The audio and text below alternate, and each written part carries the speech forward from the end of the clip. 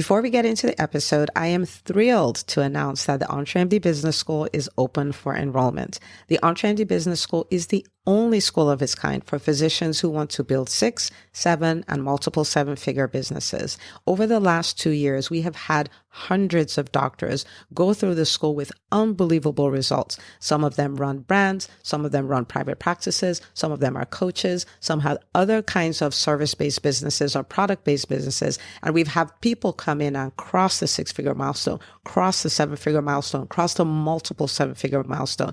You will be in a place where you'll get the coaching, the community, the accountability that you need to thrive as an entrepreneur, especially in the times that we're in. So maybe you've been following me for a while. Maybe you've been getting so much out of the EntreMD podcast and you've been wondering, how can I work with Dr. Una and the community more? Well, this is your chance. Come join us in the EntreMD Business School. It is application only. So go to entremd.com/business to turn in your application. I cannot tell you how many doctors have made statements like this. I recovered my investment in the first week. I recovered my investment in my bank account in the first 90 days. This is the best investment I've made in myself ever. I want you to have that kind of story, not just a story of building a great business that serves a lot and earns a lot, but having a business that gives you the freedom to live life on your terms. So don't wait any longer. entremd.com/business. And now for the episode. Hi, docs. Welcome to the EntreMD podcast, where it's all about helping amazing physicians just like you embrace entrepreneurship so you can have the freedom to live life and practice medicine on your terms. I'm your host, Dr. Una.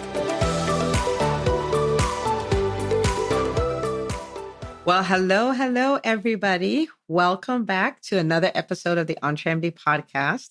I'm super excited today. I have one of the fabulous doctors from the EntreMD Business School, Dr. Joanna Cranston here. And she is a surgeon and she's an entrepreneur. And we're going to be talking about her business, what's happened recently.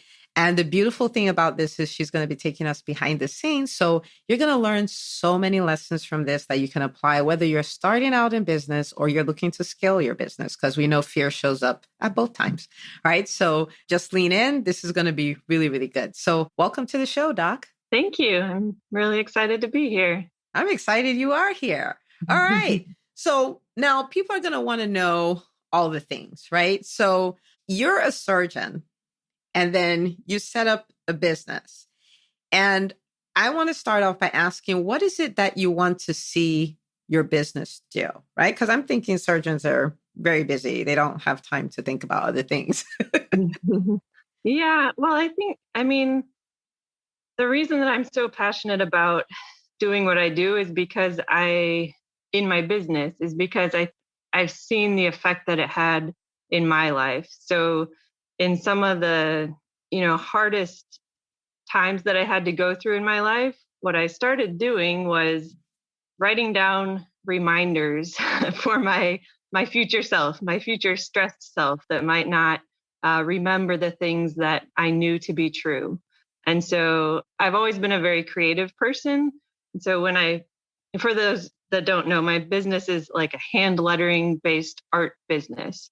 And so I make hand lettering art. And so when I realized hand lettering is kind of like calligraphy, only a little bit of a looser form, you don't have to follow this perfect script. But so when I found out that was a thing, I was like, oh, I can combine my creativity with reminding myself of these things. And so I would write down scripture verses, I would write down song lyrics, things that I just wanted to be in the forefront of my mind. So that when I got to times of stress, when this all started, I was in a very stressful job. I was in stressful situations in my personal life. And I just wanted, when I got in those hard places, to remind myself of these truths. And I realized as I progressed on my journey, that this actually was making a huge difference, because I would see this little thing I had taped up in my closet and be like, oh yeah, I wrote that down when I was thinking clearly, and I'm going to focus on that now. And so I just saw how how much of an effect that had in my life. And I think the other part of my journey was just accepting and embracing the fact that creativity is a gift. It's not just a little like side hobby for me. Like it's part of who I am, and it's something that I can share with other people. And so once I fully accepted that, I'm like, you know what? I want to share this huge benefit that I've realized I can give to myself by just creating these reminders, these words of hope, and I want to share that with the world. So that's kind of where I started. Well, I didn't know that. Okay, so hang on, because this is a very cool concept. So this is you saying, my future self is going to get to a place where she's going to be really stressed out. So now that I'm thinking clearly, I'm going to write all these things out so that when she gets to that place, she'll have the tools that she needs to manage the stress. Is that what you did? Yeah. That is Yeah. phenomenal. I mean, slowly over time, and I don't think I even realized completely what I was doing, but I would realize like, hey, when the stress gets that bad, you're not going to just automatically think of, like these truths, that these things that you believe that you know to be true, but they don't just automatically come to mind. So how about you put them in a place where you're going to see them so that becomes the default thing that you focus on. Wow, that's amazing. All right, so what's your favorite one? Oh, I'm sure it's hard to pick. They're all your babies, but give me one. Honestly, it's, like I'll read a quote or a verse or something. I keep a note on my phone continually of like things that I need to letter. But the one that kind of brought me through the original real hard time, I have it sitting right here. So it's just the words from a song. Your promise still stands. Great is your faithfulness. I'm still in your hands. This is my confidence. You've never failed me yet. That is so good. Yeah. That is so good. Okay. So this is an experience you went through, and this is how you handle the experience. And then you realize, well, this creativity that I have is not just a thing. It's not just a side hustle or a side gig. This is a gift. And you decided, I'm going to share my gift with the world. So that's kind of how this happened. This is so good. All right. So now, where were you with your business before you joined the EntreMD Business School? So here's the thing. I probably never would have stepped out and like decided to launch this business if a number of things hadn't kind of come together at the same time. So I had an obligation to the Army that I was just at the end of paying back. And so I was at this point in my career where it was like, I'm going to be making a change of some sort. At this point now, I'm a single mom of 3. I'm realizing that, unfortunately, even though I feel like I should love my job, I should love what I'm doing every day, and I do love operating, I do love helping patients, what I was actually doing on a daily basis was draining me. And I think a lot of it was that I didn't have very much autonomy. I didn't have very much control over my own time. So it was like, that's kind of going on. I'm realizing that creativity is like an integral part of who I am. And I heard it described once as like, it's a gift, but if you squash it, it becomes a burden. And that was so true for me, because if you like try to pretend that gift is not there, suddenly it's not a gift anymore. It's like this thing that's eating away at you. So I knew a change was coming. I was beginning to surrender to the fact that I am more creative than what my job is allowing me to do right now. And so then eventually I just started to allow myself to dream, like, what could I do? Like, I don't belong to the Army anymore. I have a choice in this.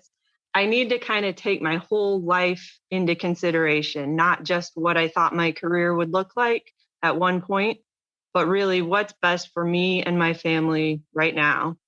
And so that's what I did. And around that time is when I heard about the EntreMD Business School and like all these other people who are thinking outside the box, who are not just saying, yeah, I spent all these years in training to be a doctor, and I guess that's what I have to do the rest of my career, but that was a huge mental hurdle for me, actually, like because I mean, you spend so long training for this thing, but I think just seeing so many other people have that open-mindedness that like those years of training are not wasted, but there's more than one way to help people. And it may not be the way initially thought it would. Wow. Okay. And I think that's a lot of what doctors have to deal with, right? Like there are many people who have a hard time taking any step because it's like, well, I worked so hard to be here, so I have to be here. And, we're not on a crusade to say everybody go not work or anything like that. That's not what we're trying to say, but be open-minded. And the landscape has changed. We kind of have to be open-minded. So that's so cool. So now it's been 30 days at this point. So what are some of the things that have happened? What are some of the wins that you've had? What's going on with your business at this point? Yeah. So right now my business is comprised of a website where I have a blog, and then my Etsy shop where I actually sell my art is the big thing. I'm on Facebook and Instagram, but that's just kind of to get myself out there. So when I joined the EntreMD Business School, I was just about to launch my Etsy shop. So that happened. I have reached out to different places to be on podcasts, to write guest blog posts and that type of thing. And then the big thing is just our first challenge in the business school is this speaking challenge. So writing your signature talk.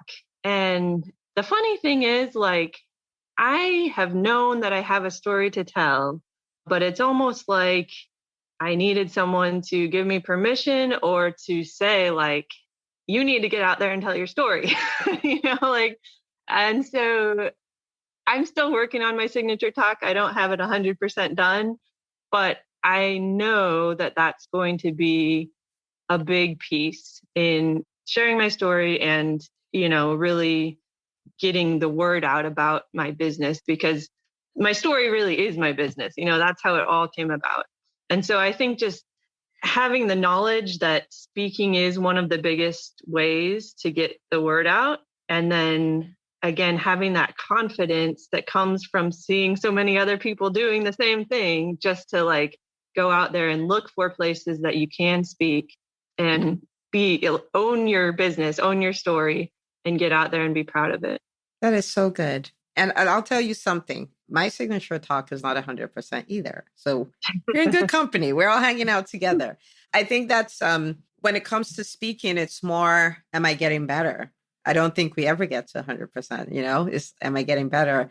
And you bring up a really good point, which is, the story, because it's the story that makes our businesses so valuable. I got to speak to Kara Golden, and she is, you may have heard me talk about this in the business school, but she's the founder of Hint Water. So that's the unsweetened flavored water. And her company does 150 million in revenue a year at this point. And, she told me, she said, in the beginning, I didn't have marketing dollars. Like for the first decade, I didn't have marketing dollars. What sold the brand was the story. Right. And she told her story about how, she was doing all the things and she couldn't lose weight and she was feeling bad and all that stuff. And it's because of what she was drinking, and she couldn't bring herself to drink water. So she kind of made this water, and then she lost all the weight and everybody was like, oh my gosh, you look amazing. And then she was like, okay, let's do it for other people. And it was that story that sold the brand and opened up other things. She has a podcast. She's paid, very well as a keynoter and all of that stuff. And I suspect for your business, the biggest part of your business will come from your story. Mm-hmm. That is so good. that is so good. Now, there's somebody out there, because, you could have said, well, it's just hand lettering. I mean, like, it's not a big deal, right? You could have said that and not started. You could have said, there's nothing unique about my story, and not started. And there's somebody out there who's holding back because maybe they don't think their idea is valid, or they don't think that it's unique enough, and they don't think it's a thing. What would you tell them? You're 30 days in, but you have a lot to tell them. Just to be completely honest, like, I still have that voice in my head saying that frequently, right? So, but I think the important thing is to know that that voice is not a reason not to do it, right? Oh, that is so good. Like you've said so many times, like, do it scared, like that fear is a sign that you're at the edge of your comfort zone. That's not a bad thing, right? So, and just knowing that like anytime you try to do something new, it's going to feel wrong in some ways because all the alarm bells are going off that like, oh, you've never done this before. What makes you think you can do this? But like, again, hearing from so many other people that that's part of the process and just working through it, just doing it anyway. I wish we could yell that piece. So we don't wait for the voice to go away. We don't wait for the doubt and the fear to go away. We don't. We just go in spite of it. We don't see it as, we no longer interpret it as a reason to stop. And that is so good. Is there anything you've done to help you own your story? I'm just curious if you've done some hand lettering for that too. Well, yeah, I mean, I have done several things, like one that says never dim your light. I want to do one that says your voice matters, because honestly, most of the things I letter are like little notes to myself still that I'm sure someone else needs to hear, but like something I'll hear a phrase or a quote or something and I'll be like, yes, that's what my mind needs to focus on when I come against these doubts, when I'm like questioning everything. Like, and so, yeah, I mean, I do have one that says never dim your light. And I think that's an important thing for me to remind myself, just because we are all unique. And so it's easy for me to say like that uniqueness is a sign that I'm a little weird or like that nobody else is going to get it or whatever. But really, like that's the light that I have that somebody else probably needs. So yeah, I need to remind myself of that to actually shine that light. I love it. Yeah, you need to make those pieces. One of them is my house, by the way. So yeah, you need to make those. And I love your business is like mine in the sense that I'm my client, right? And you're your client, right? You make this for you, and then there are other people like you that just need it. So that's so amazing, so amazing. Now, where can people find you? Where can they find your store? Where can they find your blog and all of that? Yeah, so the best place to go is wordsofhopedesigns.com. And then there's a link to the blog. There's a link to the shop, which is the Etsy shop, but it's all on there. Love it. All right, people. So go find it and go follow her and go order some stuff for your future self. Okay. Order some stuff for your future self. So I want you to take what you got out of this episode. I mean, there's a lot of gems dropped here, whether you're starting or scaling a business, how to deal with the voice in your head, how to set yourself up. So before you get to the stressor, you've empowered the stressed version of yourself with what he or she would need at that time is just really so good. And I want you to share this episode with another doctor. And the reason for that is that we're at a time where it's a bad place for physicians, right? But we can still put ourselves in the driver's seat. We don't have to play victims.